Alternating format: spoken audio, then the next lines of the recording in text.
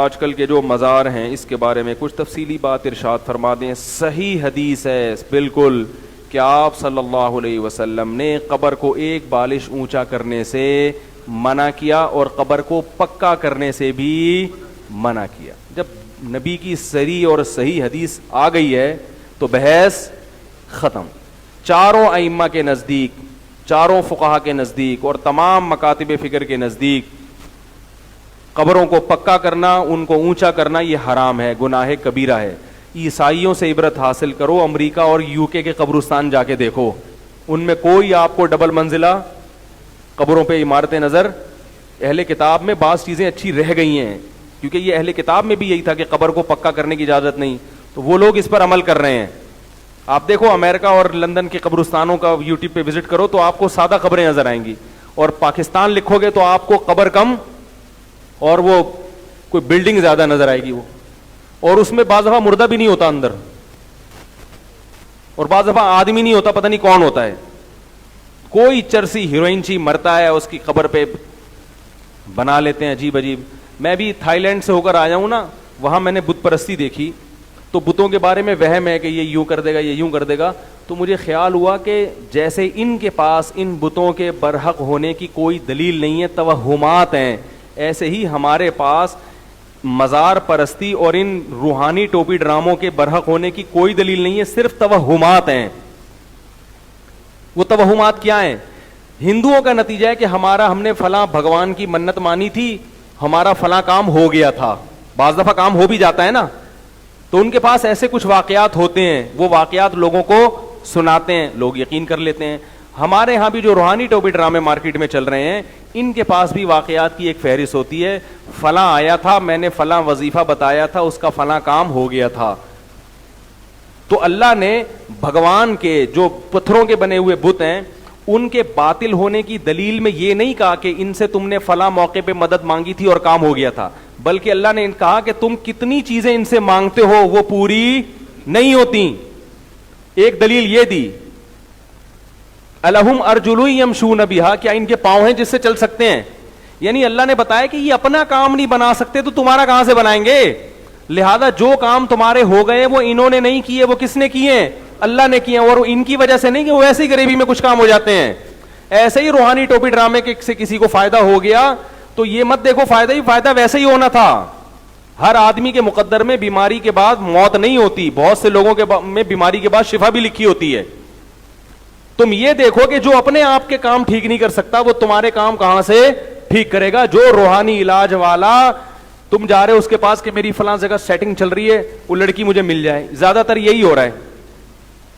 تو میں ان سے کہتا ہوں جو پٹھان ہوٹل سے فری پھوکٹ میں 2 پراٹھے نہیں اٹھا کے لا سکتا وہ تمہاری محبوبہ کو تمہارے قدموں میں, بولو بھائی, کہاں سے لا سکتا ہے؟ تو قرآن کا طرز یہ ہے کہ ان کے عاجز ہونے کے دلائل دے رہا ہے, اور آپ ان کے عاجز ہونے کے دلائل پہ غور نہیں کر رہے. جو کام تکے میں ہو گئے ہیں ان کو ہائی لائٹ کر رہے ہو. مجھے کینسر تھا, میں حضرت جی کے پاس گیا, کینسر ٹھیک ہو گیا ہے. بھائی میری ٹانگ ٹوٹ گئی تھی, میں فلاں کے پاس گیا, ٹانگ جڑ گئی. میرے گدے میں پتھری تھی, انہوں نے پھونک ماری, پتھری نکل گئی. ارے اگر پتھری نکل رہی ہوتی ٹھیک ہے, نکل گئی آپ کی, مانتا ہوں, ان کی پھونک سے نہیں نکلی, ویسے نکلی ہے. ہر ایک کی پتھری نے اندر رہنا نہیں ہوتا. تو یہی وہ توہم پرستی ہے جس کی وجہ سے شرک آیا ہے.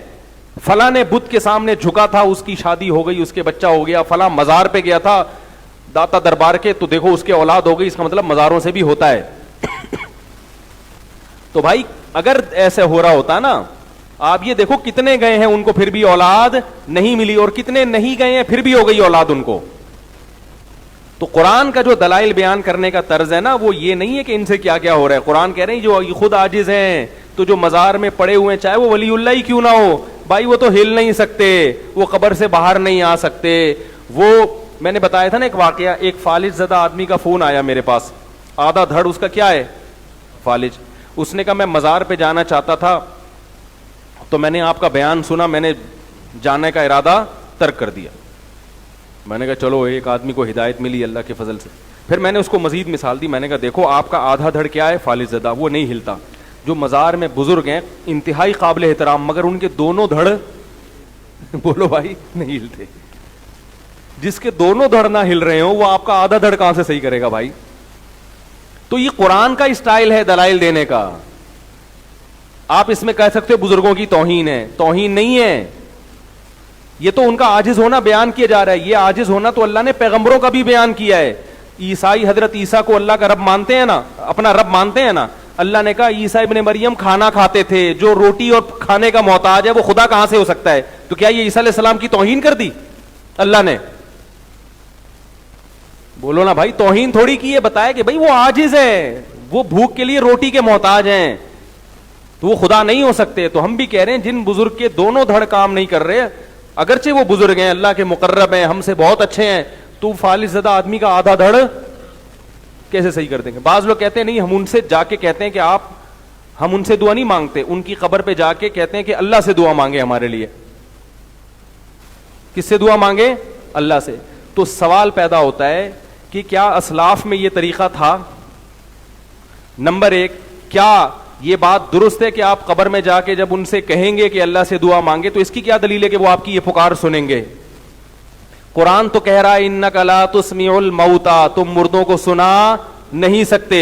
اب یہ مردوں والا مسئلہ آ جائے گا، اس پہ کلپ بازی شروع میرے خلاف. قرآن کیا کہہ رہا ہے؟ تم مردوں کو سنا نہیں سکتے. میرا یہ نظریہ کہ مردے نہیں سنتے، اگر کسی کا نظریہ سنتے ہیں تو بھائی اس کا ہوگا. بعض اکابر اس طرف گئے ہیں کہ سنتے ہیں، ان کے بھی اپنے دلائل ہیں، لیکن مجھے جو دلائل تھے جو بات صحیح میں بیان کر رہا ہوں، کسی کی شان میں توہین نہیں کر رہا، کیونکہ قرآن کی اتنی واضح نص موجود ہے اس بارے میں کہ آپ مردوں کو سنا نہیں سکتے. بعض کہتے ہیں ہم سنا نہیں سکتے، لیکن اس قرآن میں یہ کہا کہ وہ سن نہیں سکتے. اصل میں یہاں سنانے کا مقصد کیا ہے کہ وہ سن نہیں سکتے، اس لیے تم ان کو نہیں سنا سکتے. تو یہاں عبارت مقدر ہے فَإِنَّكَ لَا تُسْمِعُ الْمَوْتَى فَإِنَّهُمْ لَا يَسْمَعُونَ. تم ان کو سنا اس لیے نہیں سکتے کہ ان میں سننے کی صلاحیت ختم ہو گئی ہے. تو اصل میں قرآن یہ بتانے کے لیے چاہ رہا ہے کہ مردوں میں سننے کی صلاحیت ہے ہی نہیں، کیونکہ آگے آتا ہے لا تہدی العمیٰ، تم اندھوں کو راستہ دکھا نہیں سکتے. تو جیسے اندھا نہ دیکھ نہیں سکتا اس لیے نہیں دکھا سکتے، تو مردہ بھی چونکہ سن نہیں سکتا اس لیے آپ اس کو سنا نہیں سکتے. بالکل نص ہے یہ قرآن کی، بالکل واضح. اب تو عجیب ہو رہا ہے، بعض لوگوں نے مردوں کو قبروں سے دکھانا بھی شروع کر دیا. کہہ رہے ہیں سننا تو دور کے بعد مردہ اندر سے دیکھ بھی رہا ہے باہر. بھائی اتنا غلو مت کرو، سننے میں اختلاف ہے، وہ اختلافی مسئلہ ہے. ہاں احادیث میں جہاں سننا ثابت ہے جن مواقع پر، ہم وہاں بھی سننے کے قائل ہیں. جیسے کہ صحیح مسلم کی حدیث ہے کہ جب دفنا کے لوٹتے ہو تو مردہ چپلوں کی آواز سنتا ہے، وہاں ہم قائل ہیں سننے کے، تاکہ قرآن اور حدیث میں کیا ہو جائے؟ تطبیق ہو جائے. تو پھر دوسری بات یہ، اس سے شرک پھیلتا ہے. اور چلو فرض کیا وہ سنتے بھی ہیں، تو کیا زندہ دنیا میں کم پڑ گئے ہیں جو آپ مردوں کے پاس جا رہے ہو؟ ہے بھائی، قبر میں جا کے آپ مردوں سے کہہ رہے ہو کہ سنیں، تو کیا زندہ بزرگ دنیا میں نہیں ہے؟ خاص طور پر جب ایک عمل سے بدعت کی تائید ہو رہی ہو اور یہ اسلاف کا طریقہ بھی نہ ہو. اسلاف کا یہ طریقہ نہیں تھا کہ قبروں پہ جا کے وہ یوں کہا کرتے تھے، وہ زندوں سے دعا کی درخواست کرتے تھے. تو جب یہ طریقہ بھی نہیں ہے تو یہ طریقہ بہرحال سنت کے خلاف. اور دوسری بات یہ کہ بعض چیزیں بذات خود جائز ہوتی ہیں مگر وہ ایک ناجائز چیز کا ذریعہ بن رہی ہوتی ہیں، اس لیے منع کر دیا جاتا ہے. یہ چیز شرک نہ بھی ہو تو شرک کا ذریعہ بہرحال ہے، کیونکہ قبر پرستی اسی سے پھیلتی ہے. ہمیں جو قبرستان جانے کا حکم ہے قرآن و سنت میں، وہ عبرت کے لیے. وہ کس کے لیے؟ کہ بھئی آج یہ چلے گئے، کل ہم نے بھی جانا ہے. فزورها فإنها تذکر الآخرہ. آپ صلی اللہ علیہ وسلم نے فرمایا قبر کی زیارت کرو اس لیے کہ وہ آخرت کو یاد دلاتی ہیں. اس لیے بھائی ان چکروں میں نہیں پڑنا چاہیے، بزرگوں کا احترام کریں، ان کے لیے دعائیں کریں.